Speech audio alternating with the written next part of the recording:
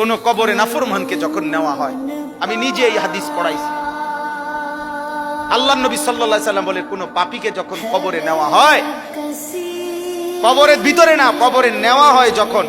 তার লাশ যখন কাঁধে নেওয়া হয়, এই কাঁধে অবস্থায় নাফরমান আর পাপী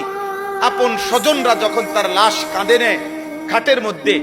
আল্লাহর কসম নবী বলে সে এমন বিকট চিৎকার করে, ইয়া ওয়াইলাতা ইয়া লাইতাহা, হে আফসোস আমার স্বজন, আমার ইলা আইনা কদ্দামতুমুনি, আরে ফুত তুই আমারে কই নিচ্ছিস, আমার সন্তান, আমার ভাই তুই আমারে কান্দে নিয়ে ওদিকে নিচ্ছিস কেন, মনে আমারে মাইরা ফেলবে তো, আমারে কবরে দিস্তা রে আব্বা, আমারে কবরে দিস্তা, আমারে তো ফেরেশতা মাইরা ফেলবে, আমারে তো শেষ করে ফেলবে, আমারে দিস না। এইভাবে স্বজন নিজের স্বজন ডাকে, কারণ আপন জনরাই তো লাশ কাঁধে নেয়, আপন জনদেরকে ডাকবে, আব্বা এটা করিস না, আব্বা আমারে নিস না দিবেন। আল্লাহ নবী বলেন পৃথিবীর সমস্ত মানুষ যদি একসাথে শুনতো, এক মাঠে দাঁড়াইয়া একত্রে,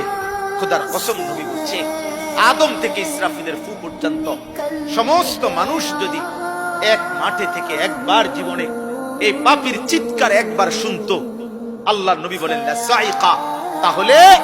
সমস্ত মানুষ একসাথে চিৎকার দিয়া বেহুশ হয়ে যাবে।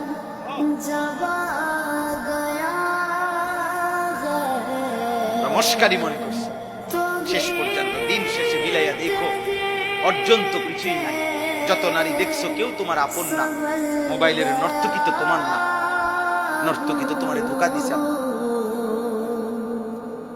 নর্তকী তো তোমারে ধোকা দিছে, সিনেমার নর্তকী তো তোমার না।